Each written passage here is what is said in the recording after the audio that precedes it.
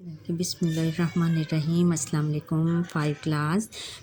ہم نے اپنی پچھلی نشست میں نظم حمد پڑھی تھی۔ آج اس کے الفاظ معنی دیکھ لیتے ہیں۔ الفاظ معنی ہیں: خالق، پیدا کرنے والا، دشت جنگل ویرانہ کا گلکاری کرنا، پھول بوٹے بنانا، فلک آسمان دلکش خوبصورت، شاداب سرسبز، کون و مکان دنیا جہان، ذرہ کسی چیز کا نہایت چھوٹا ٹکڑا۔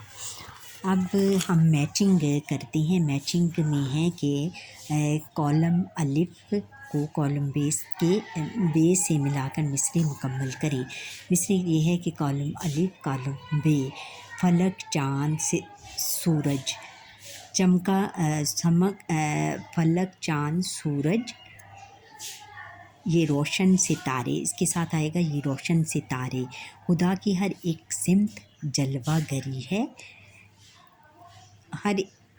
ہر ایک دشت شاداب، کھیتی ہری ہے، اور ہے زمین کا ہر ایک ذرہ، زمین کا ہر ذرہ چمکا ہوا ہے۔ خدا سب کا خالق ہے، کون و مکان میں۔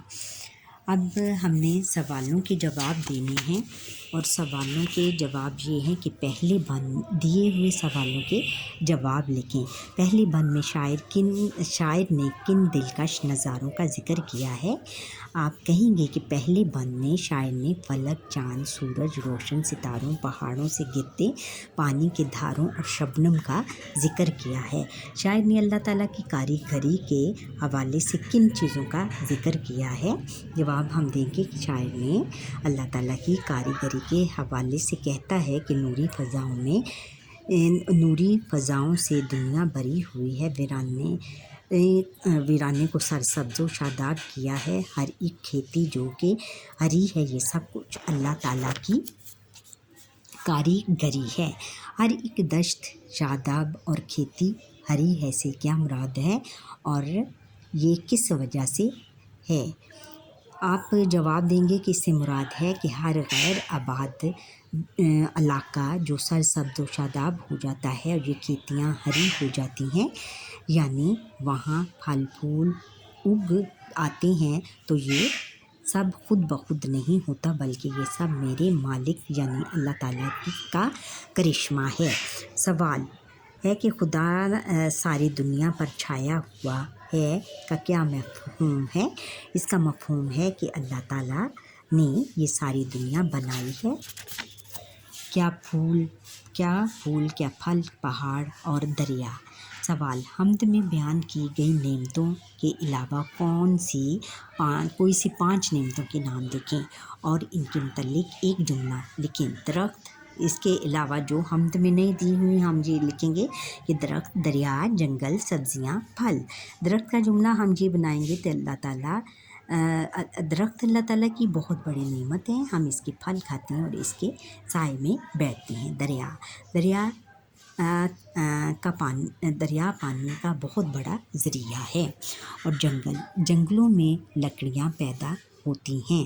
سبزیاں، انسانی صحت کے لیے سبزیاں بے حد ضروری ہیں۔